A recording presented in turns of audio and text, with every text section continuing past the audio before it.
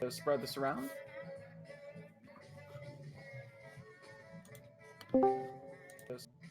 Hello, Syntax. Hello. Okay, let me know when you started streaming. Have you? Okay. Um, in the meantime, for those who are just joining, either either wait until it's your turn to speak through, or you can just type your question in. Yes. We're gonna have to set ones on mute, but if anyone wants to listen, go right ahead. Oh yeah. No obligation to ask. You can just listen.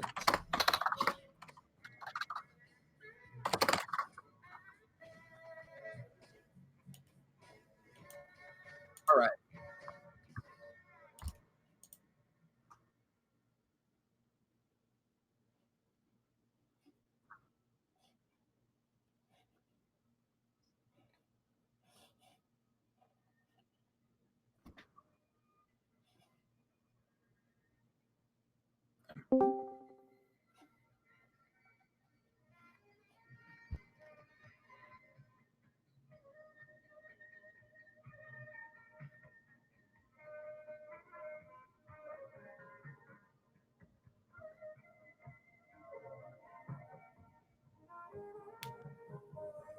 I mean,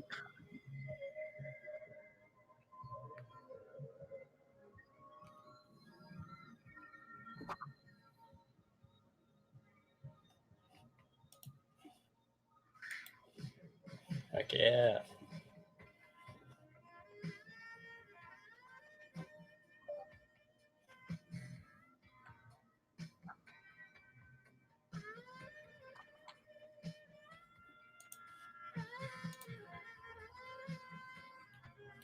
we will be on close eye.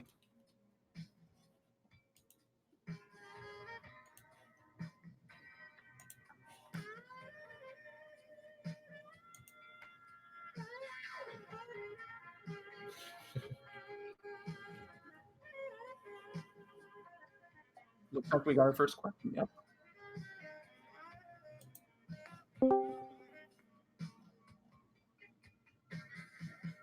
Go ahead. All right. Shall we? Um, yeah, I mean, we had people coming back from First Class Collection Volume 1 down to First Class Collection Volume 2. For example, Pele, Reversed Reference, for example. And we are actually glad to have Reverse Reference on there. I mean, he's been there for quite a while. And he even has released After Hours along with another album. What was it again? It was on vinyl. Lathe. Wait, which one? There was another album besides After Hours, so I kind of forgot. Oh, yeah, the first Penthouse Suite album. Those complimentary suites. So. All right. So. Yeah. Anyways, like Ethan said, copies of First Class Collection Volume 2 will come on vinyl. Speaking of vinyl, yep, which is going live on Friday. And there will be an edition of 100. Now, Ethan, are we good so we can carry on for the first question? All right.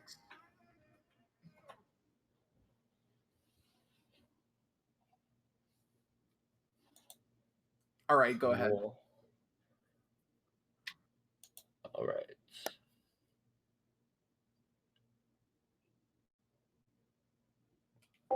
Okay, so I was actually talking to Ethan about this earlier when we were testing out stuff for this AMA, and I'm actually trying to find a label to release it, and I don't want to name names, but I don't know. I'm hoping I can get it on here on First Class Collective, but it is finished. It has been finished for this next album for Penthouse Suite. It has been finished for a while now. I think I just need to remaster a couple tracks, but it's 30 minutes, 14 tracks, and I will actually play a unreleased or like the last song on it later, like maybe once the AMA is over, like maybe once we're halfway through. But yeah, it's sounding really good. I think it combines all the best aspects of really everything I've done so far. I mean, it's all sampled and stuff, but I don't know. There's just some really fresh takes on cool samples and stuff. Some songs I don't even know the original samples because it was just random cassettes I found. Like I just bought some blank tapes to dub one of my albums on, and a bunch of the tapes already came like preloaded with vinyl rips of just random songs with no information at all. So that was a huge inspiration, just digging through random samples. So that was kind of rambly, but yeah, that's what's next for Penthouse Suite. Related question: what is next for What's next retrack for retrack recordings? recordings? What have you got? Well, funny you mentioned that because I've been my uh my printer because I've been doing all of retrack stuff DIY, full DIY with my printer. Was kind of crapping out, so I didn't really have an opportunity to print all these J cards. But I'm hoping to get ink soon. And but I have two tapes coming out. I'm hoping to announce them by Friday. Um, one's like a really short AP, and then another one is a split between two artists. Um, both limited to 10, but yeah, they should be they should be I think I can out and announce them by Friday. But I don't know if they would both come out at the same time. But yeah, there's two tapes in production right now. They're really cool. Nice. Um, and then I'm hoping that since these next two ones will be 9 and 10, retract recordings 9 and 10, I'm hoping I can do a compilation tape of one track from each release and put that on tape as well. I kind of want to put it on uh, lathe cut as well because that would be pretty cool just to like permanently etch people's music into lathe cut. So Yeah.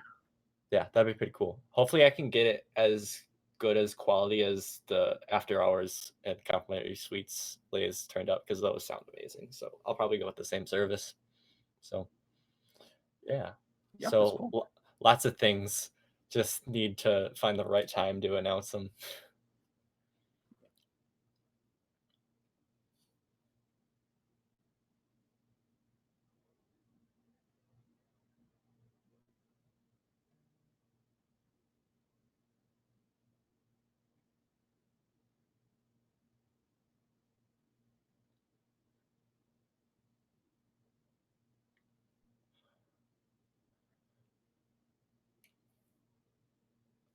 I'm not too familiar with Temperix. I can go and check it out after this, but for making it sound like it's slightly submerged, if you mean like underwater or just like just muffled in general, you definitely have to start off with low pass filters for sure.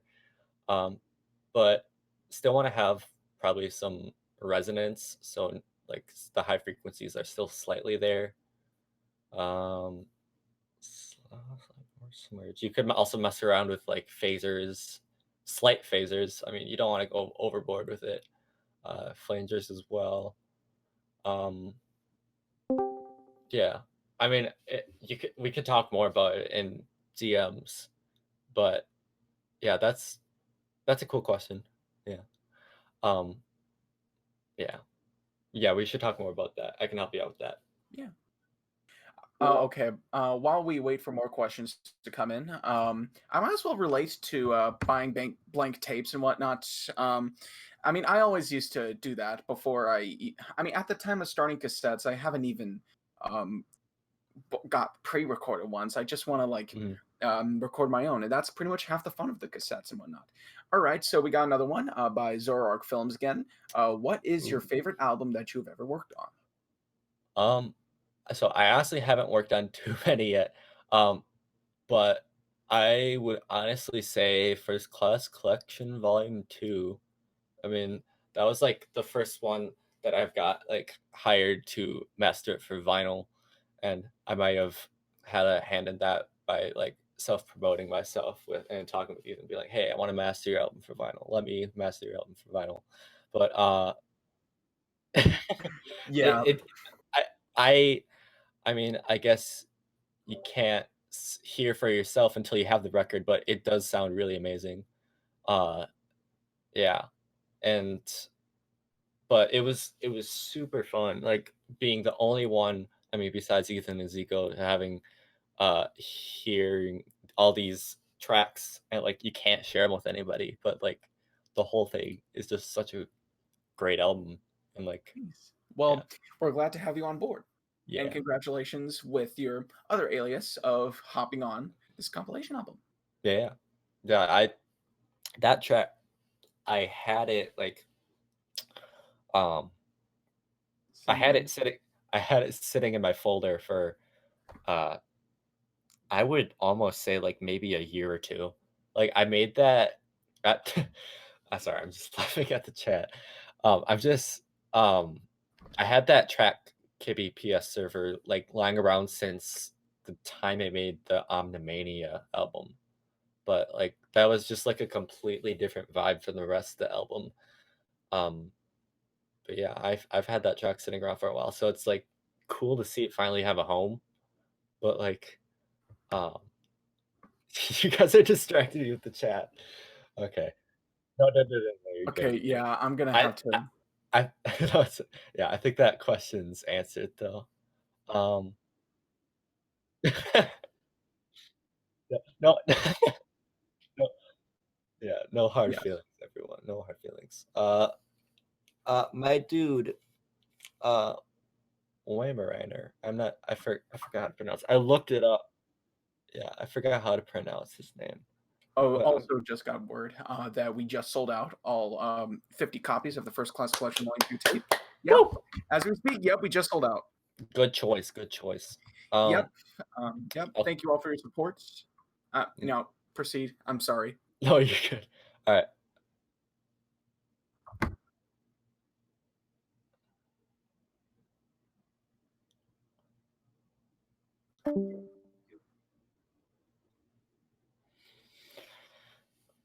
Um, that is a good question. Where so I think it's probably the latter because I'm surrounded by all my equipment like all the time, and I I mean, I think yeah, I'm surrounded by my equipment all the time. So if the former was the case, I would be noodling around with stuff all the time. But I would yeah, I would say I like when I want to make something, it generally definitely starts on the computer messing around with plugins and like I'll record everything that's going on in FL like as it's happening. So in case I make a cool noise, I'll resample it. Um, but then once I start adding more stuff, then yeah, like I'll probably be like, yeah, I want this sound, but I don't know really where I would start with making it on a digital plugin.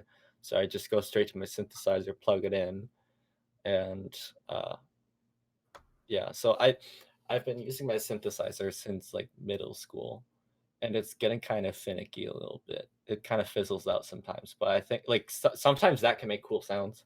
So, yeah, I kind of know what sounds I can create from that. I also have a Yamaha MoXF6, and that has some cool sounds on there, like very clean sounds as opposed to the like really nasty sounds you can get on the synthesizer I have.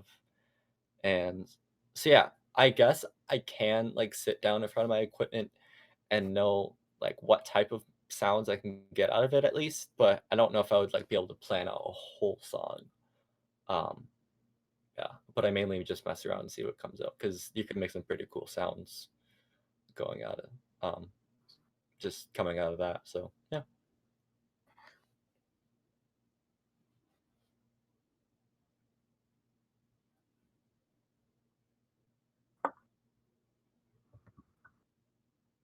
Yeah, same. I mean, it's just you just have a keyboard in front of you. Half the time you don't even know what to think of. Other times you just Mm, play randomly and you find something worthwhile. yeah, You just want to like take note down before you even forget about it. yeah. All right. The next question by Dangism42069, CBT. No comment. Next question. Your favorite vaporwave project by Dynamic Frequency. Hey, dynamic frequency, what's up? Your favorite project? Are you talking like artists? I'll do one for both artists. Gosh, I probably would have to go with um Cat System Corp. He's a cool guy, very nice. Um, and he has tons of great albums. I mean, um, Sunday Television is one of my favorites. Um, but then there's artists like DDS, and like they have so many great projects. Huh. So I would say either of those two. But as far as album goes, um, album, I would. It changes like every day because like I'll discover something super cool one day, like in the deep corners of Bandcamp. But then like, um, I don't know. I would probably have to go with um, gosh, I forgot how to pronounce it. The Herieth by Cat System Corp. Yeah, that was one of my first. Yeah, okay, yeah, that one. Okay, cool. Yeah, that one is so good. I love that one.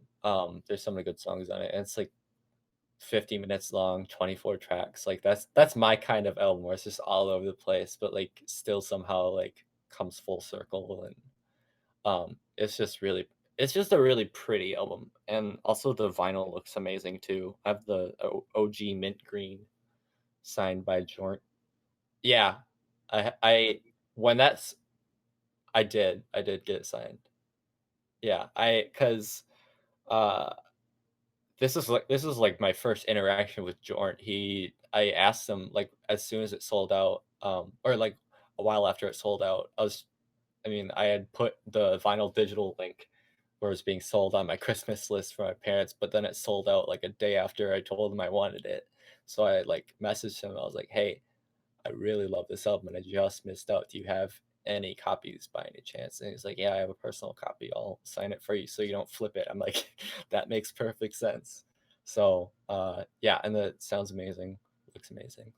So I think maybe just like the sentimental value of that. Um, yeah, because it's just a great album too. Lots like um, the, I think the year that it came out onto vinyl. Like I said, I think it was my first vaporwave vinyl I got because like I was just searching around the vaporwave tag on Discogs and was looking at um I was looking at the vaporwave tag on Discogs and looked at the vinyl releases and I saw that and like I had only like seen his stuff on SoundCloud before, so like that just blew my mind that just like this guy on SoundCloud could all of a sudden get his album pressed and I'm like this could mean a huge thing for like just the online scene. Uh-huh. Not just vaporwave in general, just like just I don't know. It was just super cool. And like I checked out the album on YouTube and like I was just blown away. Like I'd heard the second track like as soon as the camera clicked like the camera sound effects on that started. I was like, "Holy shit, this is amazing." Can I swear? Can I swear? Okay. Yeah. But but like like that sample is so good. It's so punchy and like the bass just kicks ass. Like yeah, yeah. Meanwhile, my first vaporwave record just happens to be Fiber's 810. Okay. Yeah, Yeah. I mean, like Nice. that's even special. I don't even know.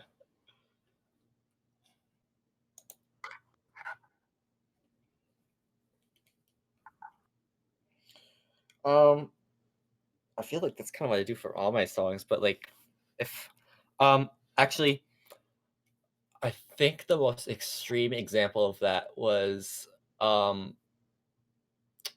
off my 2016 album Fake Space. The track called Knees.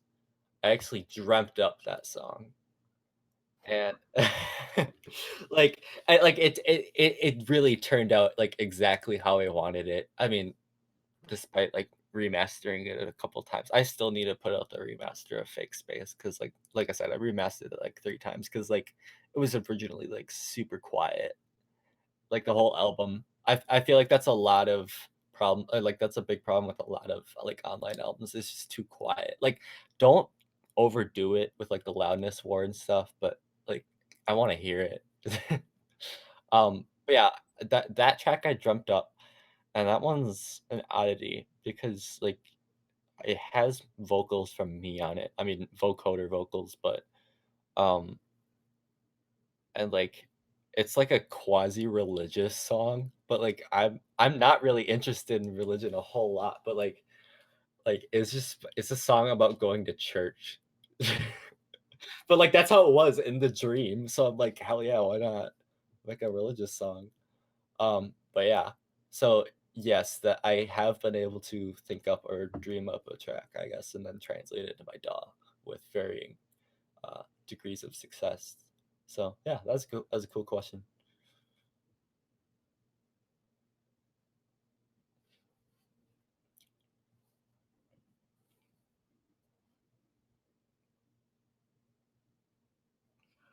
Hmm.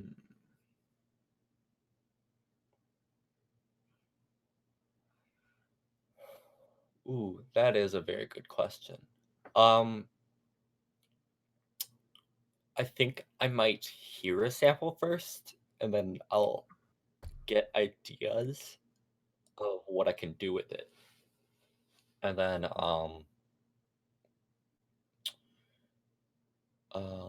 yeah, because for example, on the song Penthouse or the song Penthouse Suite, no, uh, the song off of After Hours Break Room, um, that samples David Sanborn's A Change of Heart, I think, off that album anyway. And then um so the main sample of that song is that song, and it's like layered over a couple times. And then in the chorus, there's like this pad sounding thing, but like it's actually a clarinet, I think. And that was taken from a completely different songs, like just playing in the background very softly. And that was a Yasuaki Shimizu song, like just an interlude off of his album Kakashi. Um, and it like fit perfectly in it. Like I just had to put it in tune. But I might like take little bits from other songs that fit really well. And then yeah, and at the end of it, that like spaz guitar solo that's all glitched out at the end of Break Room, that was sampled from the same track that I sampled on Getting to Know Your Coworkers, which was the previous song. But Yeah, yeah, just yeah, fun one. it was the Rippingtons cover of Backstabbers. So now you know why I called it Getting to Know Your Coworkers. Yeah, Okay. yeah, yeah. How is you master? How was you master? That is a good question.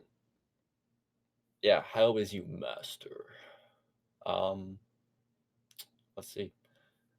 So basically, FL Studios. Let's start off with this. FL Studios is pretty much my Pro Tools. Like you would think, if I want to go into mastering, I'd have to learn Pro Tools, and maybe I will have to learn Pro Tools eventually. But I don't know if you saw at the top of the AMA chat, I've been using FL Studio since like 2012. And even though it was pretty crappy music at the beginning of it, um, like I know all the ins and outs pretty much of FL Studio, I feel like.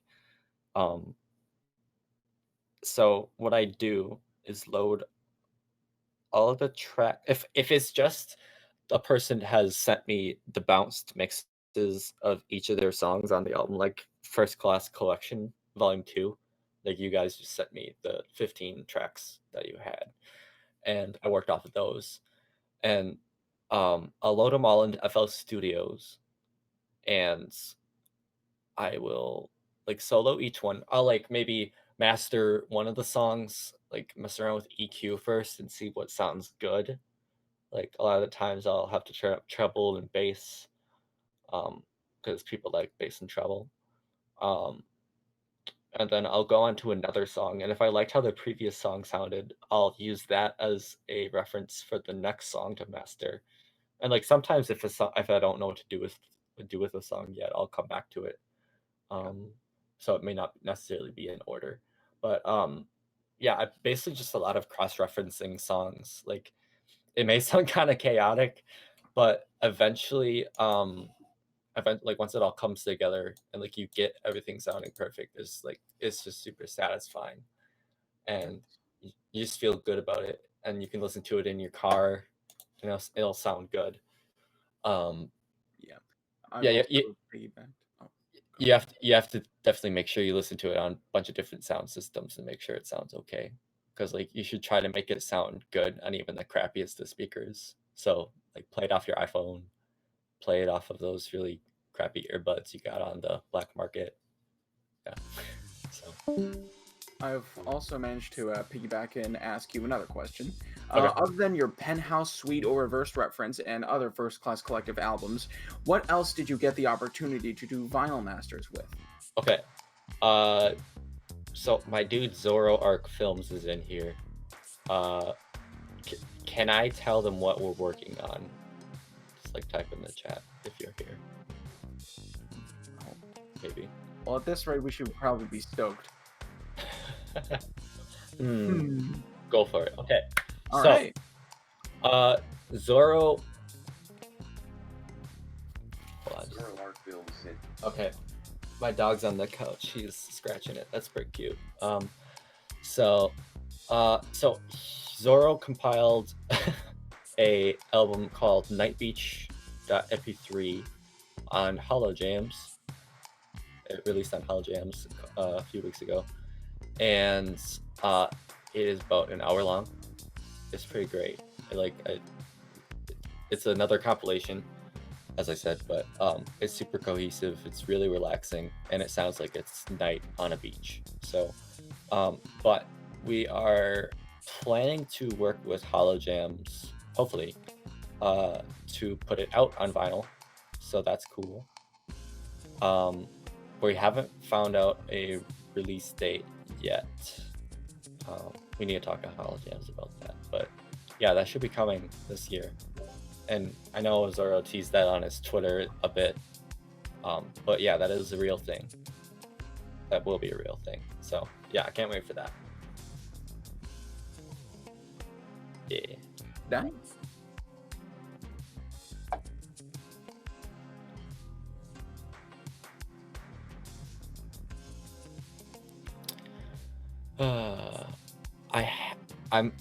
I'm going to get like all the cards revoked, but I haven't heard much of either of them. But I really like that lo-fi, like low bit rate. Yeah, it was the official reveal for the vinyl Zorro. And so like I like that lo-fi low bit rate sound that Luxury Elite brings to the table. I mean, I would say I do prefer her side of Late Night Delay, so I can say it Luxury Elite for that anyway. So yeah, sorry I don't have much more of a comprehensive response on that, but yeah. It's all right.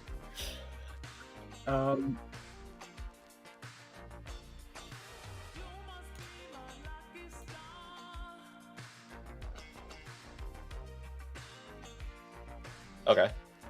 Thanks. Cool.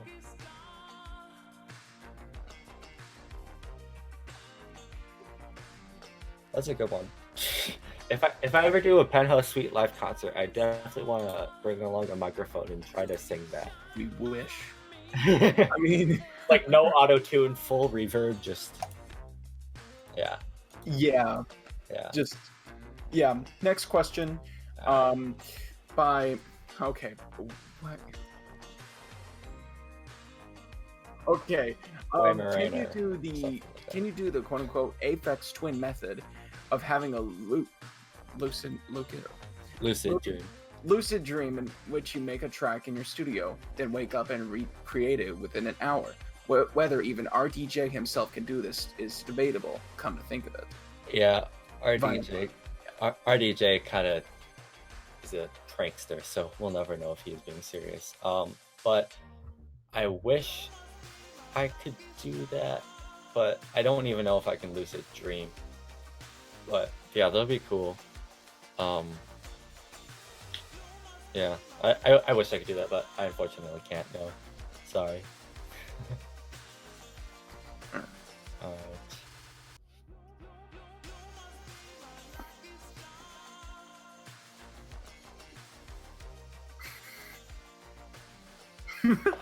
All right. Well, you may be happy or unhappy to know that it is a legit copy. Believe it or not, yeah, and it's FL Studio 20. So, yeah. Yeah, I'm a good boy. However, I didn't buy it myself. Because like I said, I got into this when I was pretty young, probably like 12 or 13, and I got it for Christmas. The Fruity Edition, which is like the most pointless shit ever. Like, you can't do anything in Fruity Edition. Oh man. You can't record anything. You can like save project files and stuff, but no, you can't like use Edison or anything. And like after I got the Fruity Edition, I had went to Target with my parents and I bought like a cheap karaoke mic because I wanted to like record sounds. So I plugged it in, pressed record. It's producer edition only feature, and I was so bummed. So I couldn't use that for a while. But yeah, then eventually I got the producer edition, and yeah, then you get free lifetime updates, so that's nice. Good for you. Yeah.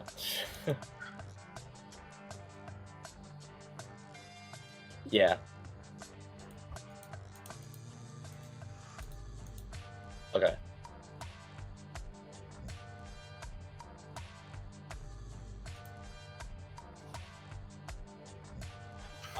So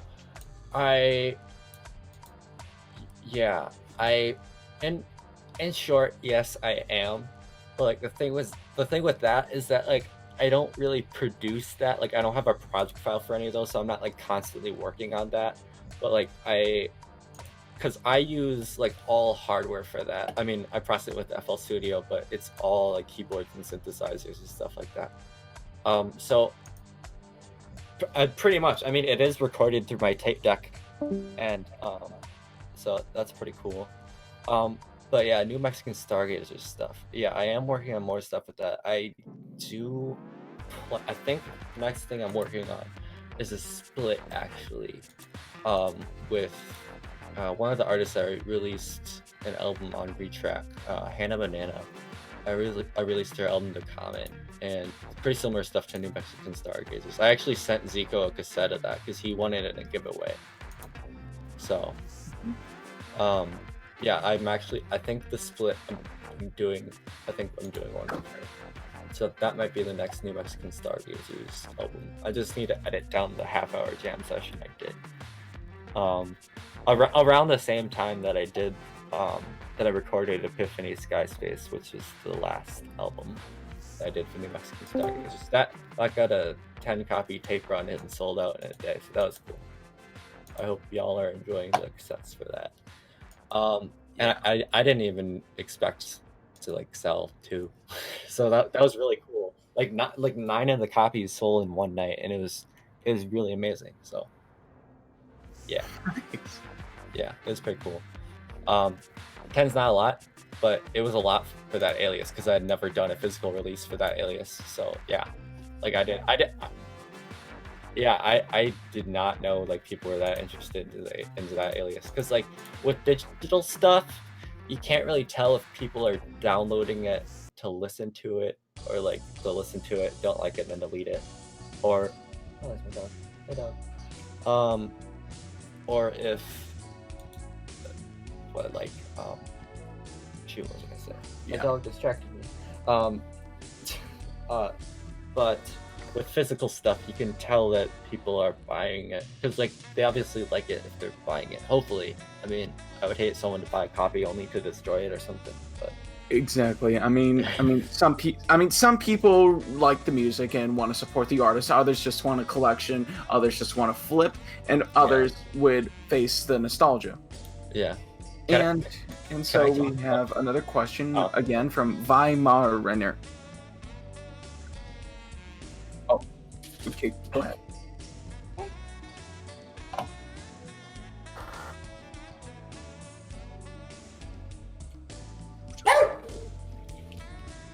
hold on, just a sec. My dog's barking. Okay, go ahead.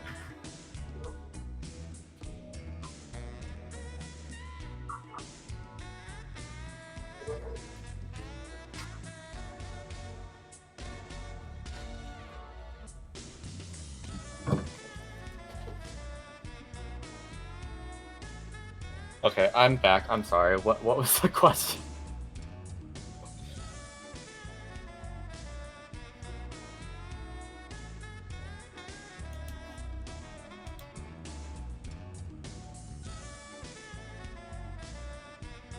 Okay. Hold on.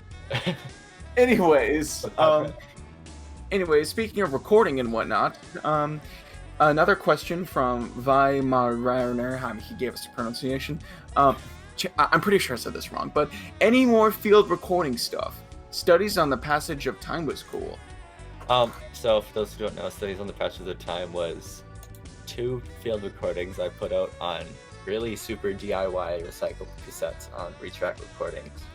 And yes, it goes hand in hand with the album art, which was me taking pictures of the woods in my backyard and putting it onto a piece of paper and letting it deteriorate in nature for 24 hours. So like the album is just me walking around in the back of the woods.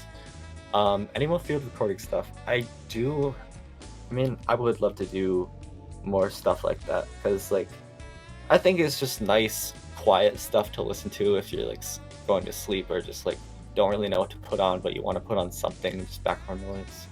But also for stuff if you just like want to like feel nosy and just like peek into my personal life for a little bit. So like that's one of the shoot, what was it? The word? What was it? Like one of the appealing things of field recordings to me. Just like it's just kind of like unsettling a little bit because like it's like everything's so still and like it's not really music, but at the same time it is because you're listening to it. So yeah, I would definitely like to do more field recording stuff soon. So yeah,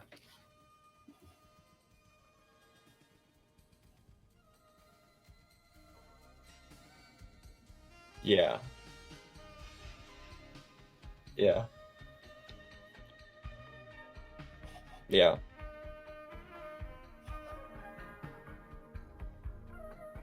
yeah. Yeah, especially if you have a good mic, like I recorded with on Studies on the Passage of Time. I recently that year had got a new mic, and it records in surround sound, so see dynamic frequency. Uh, um, and yeah, so if you have a nice mic that records in high quality, um, it can enhance that effect you're talking about even further. Like it just sounds like you're there. Like yeah, so yeah, field recordings are cool. All right, next question.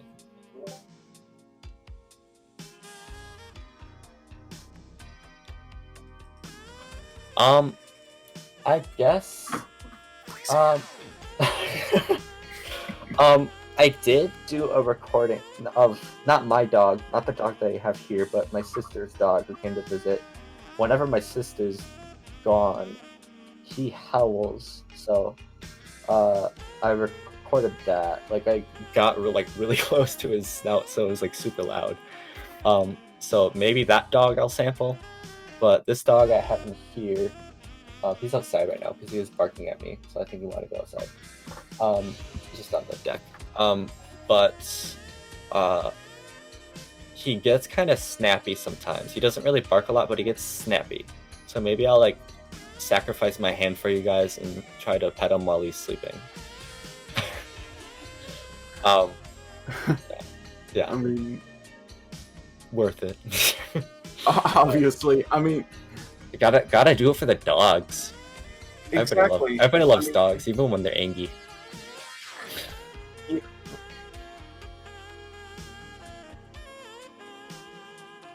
Does, yeah. Is it? I thought it was Doge. Yeah, it's probably debatable. I don't even know. I thought it was Doge.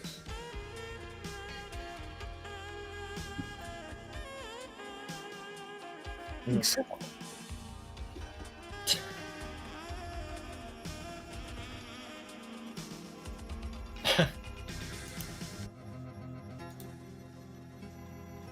God. A tramp.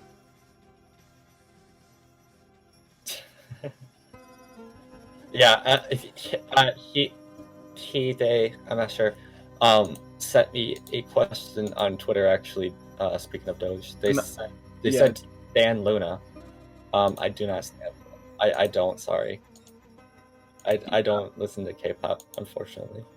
The only K-pop I listen to is that of which is sampled by DDS. So, yeah, so that's it. Hmm. Yeah. Exactly. All right. Yeah. And then, speaking of Twitter questions, I think my dude Zach Elohim, I'm not sure how to pronounce his name, but he said, "Do you have any collabs on the horizon?" Flushed emoji face. And he was asking this because the sneaky little dude, he wanted to self-promote his upcoming split with me. That's also releasing on Hollow Jams. It's called Bad News. Yeah, he came up with that title. I liked it.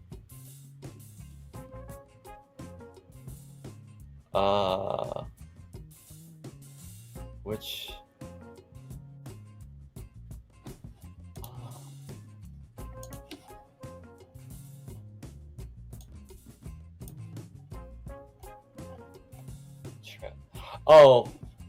Oh, the one with vocals on it? No, that's for someone different. That's yeah. Yeah, that yeah. No, I can talk a little bit about it just to tease that. But that is an EP I mastered for someone. And we met on the Arca Discord server, and we hit it off, and he liked my stuff, so he said I could produce a couple songs for the EP. And I started mastering some of his songs, and he liked how it turned out, so he wanted me to come on board for the EP. And yeah, I made a song. I gave him an instrumental, and he loved it, so he had it be the first song on the EP. So that's coming out in October, I think. But I will promote the shit out of that when it comes up, because I'm obsessed with it. It is a French synth pop EP, something I've never done before. So yeah, it is. It really is. A question from Zinthex.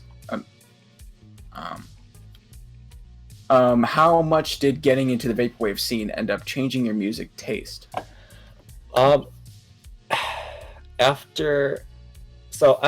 I've been listening to vaporwave like on and off.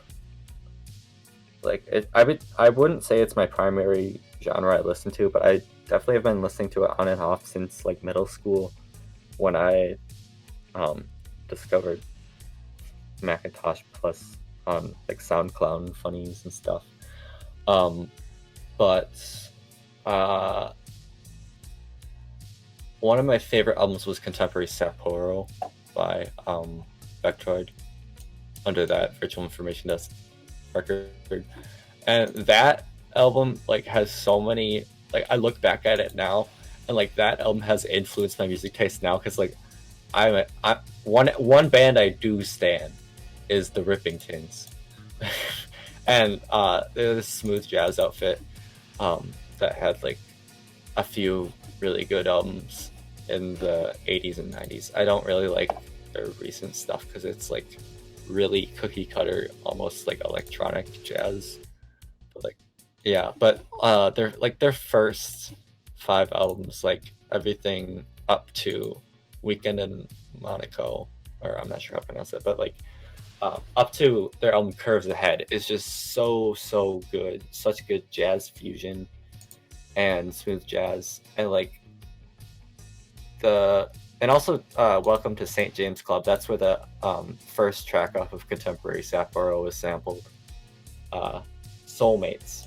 That was like the best intro of all time. Da, da, da, da, da, da, da, da. You know it. So, but yeah, no, it's just great stuff.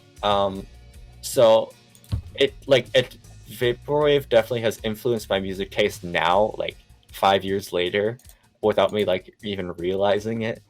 Because like, yeah, I'll just like go on Who Sampled and like listen to the original songs if I like a song. I'm like, oh, I want more of this specific style, like especially with Cat System Corp and Yeah. Mind Spring Memories. I chat with Angel like about like smooth jazz and stuff, so that's cool. Nice. Yeah. All right. So the next question is another one from Vaimaranir. Which electronic album of the 90s influences you the most?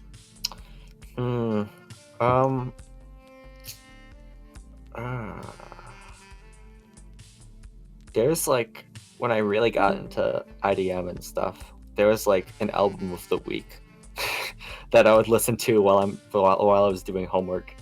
I would just like listen to it off YouTube. It would just be like, I want to make an album that sounds like that. I want to make an album that sounds like that. But I would say, I'd probably say I Care Because You Do, which was like the first IDM album I came across. And like, it was really weird. I like first listened to it at my grandma's house on her computer. And like, just that memory of like previewing the songs on iTunes, I was like, it's just like it's just like one of those weird moments that seems like it's not part of reality. Like when you think about it anymore, it's like so buried in your mind. But yeah, no, I would say that album, amongst many other 90s IDM albums. Square Pusher's Music is Rotted One Note, which was like his jazz fusion album that he just did out of nowhere in the 90s. I would say that influenced my album Fake Space, because there's some tracks on that are just like straight up jazz, like the title track and a few of the interludes. And like, so that was another influential one. But yeah, it would definitely be that Aphex Twin record that has influenced me the most, because that was like I said, it was the first record I got. And there's like so many just production tricks and just really cool melodies and sound design on there that just always never ceases to entertain me. So yeah, great question.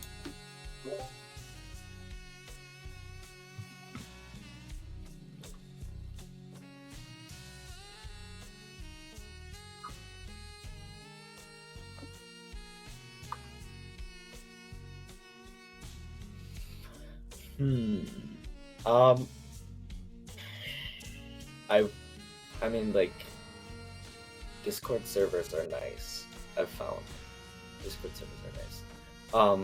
Because I met a bunch of cool people on this server for James Ferraro.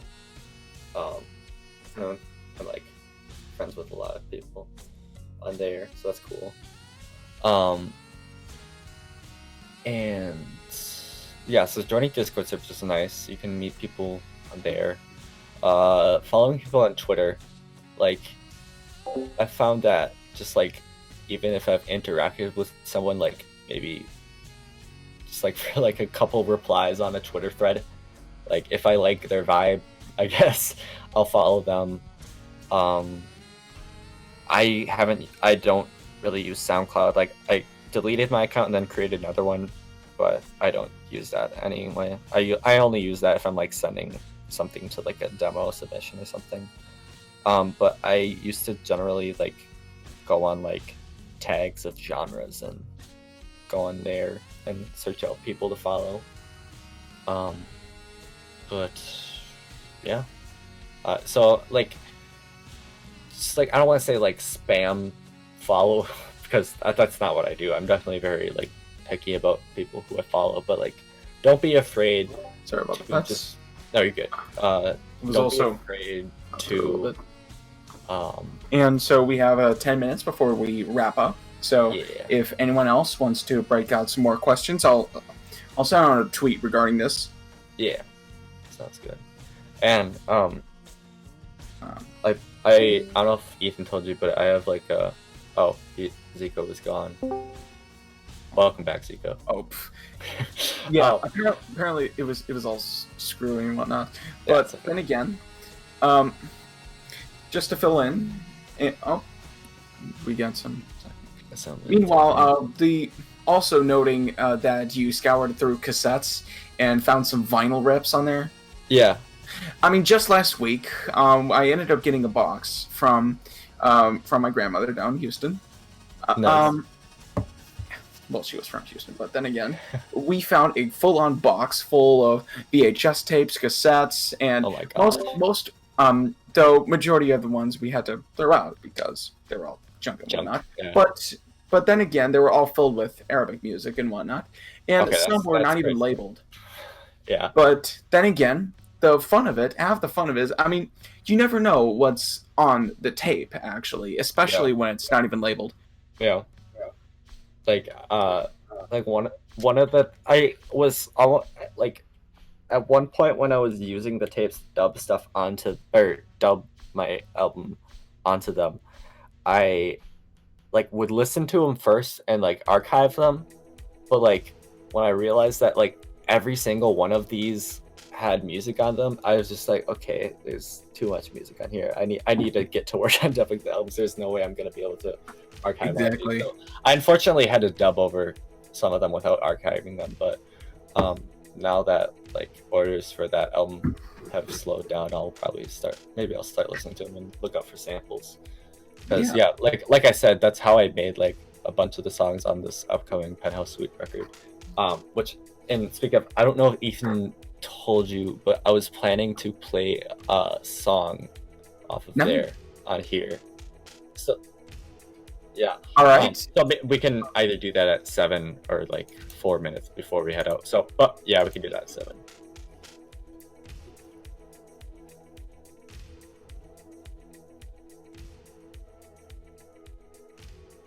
Yeah. Cool. Yes. And all the while, we have another question by Erotique Joe. Yeah. 10 years in, is most of the unexplored territory just genre crossovers, or is there still room to innovate?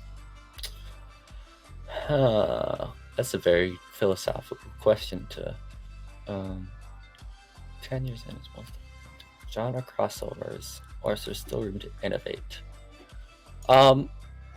Maybe not in the sound itself, because like you said, anything like that's like more than vaporwave is just a genre crossover. That's how I feel like that's how most people would view it. But definitely in like production wise, like production techniques, because I feel like you can find so many ways to get the sound you're looking for, like ways you can make your album. Just so I feel like from the production aspect, you can definitely innovate. There's still like Death's Dynamic Shroud always features some crazy ass effect on their albums. I'm like, how did they make that?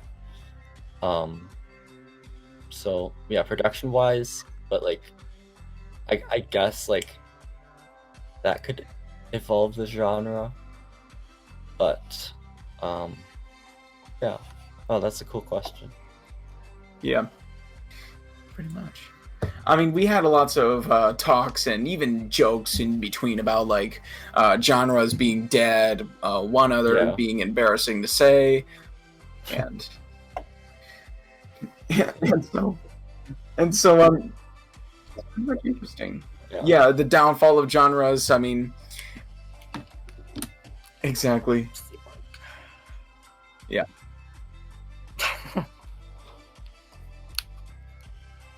Pretty much. Yeah.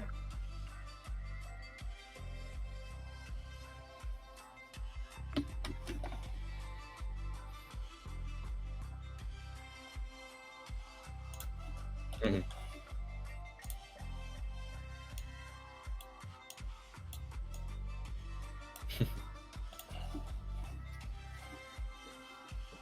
Yeah. Exactly. Yeah. So another question from Zintax. Probably might be the last one that we're gonna Yeah, go I was through. I was thinking that too. Yes. We're all right. Last question. How would you go about sending music to labels, and how can you weed out different labels that aren't really as helpful to you as an artist? First of all, be polite. Like, just like kind of go in with, this sounds really pessimistic, but kind of go in with the mindset. Like, if they don't mention anything about like submissions on their Bandcamp, you're already taking a risk by sending to them. But like, just assume that they're not going to reach back out to you. That sounds really pessimistic, but it's kind of true for most labels. But definitely don't like have them require them to download anything. Just like send a Bandcamp or SoundCloud link. Um, and like, as far as labels go, okay, well, I'm just dogs barking again. Be like that sometimes. Yeah.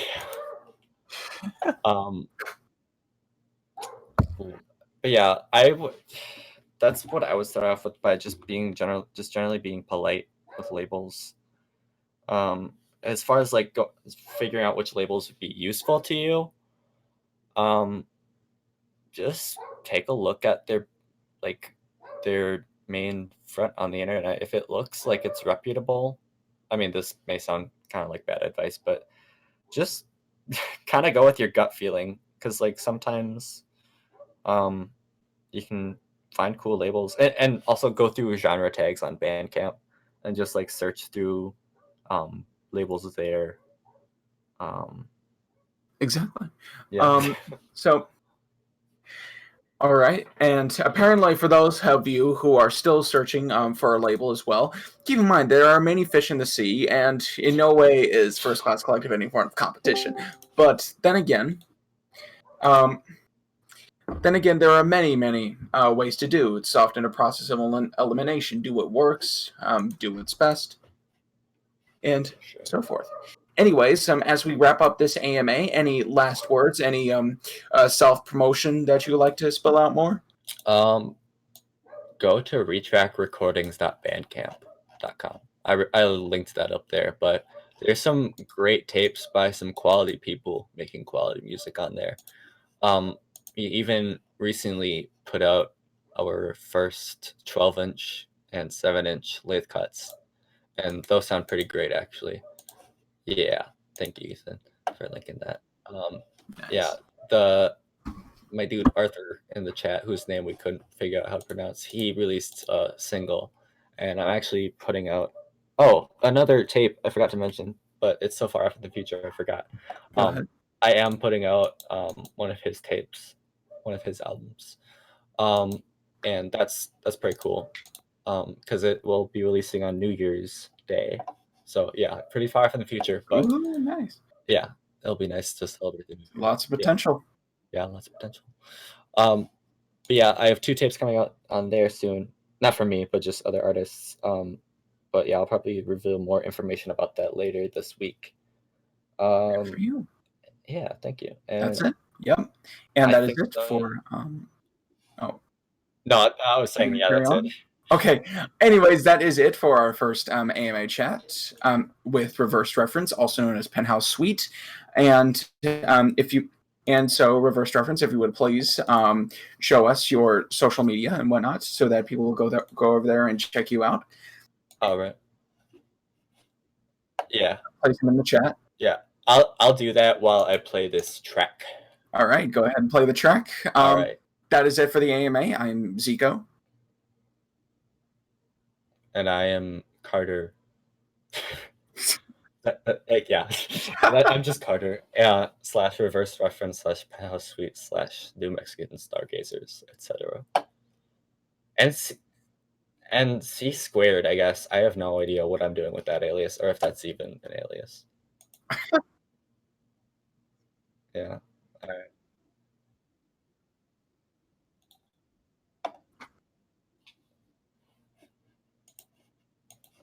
It is an honor.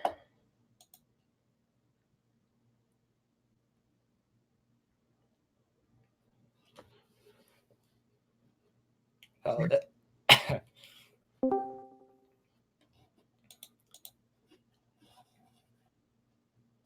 hell yeah, dude. Yeah, you got you guys kick ass. So Yeah. Thank honored you. to.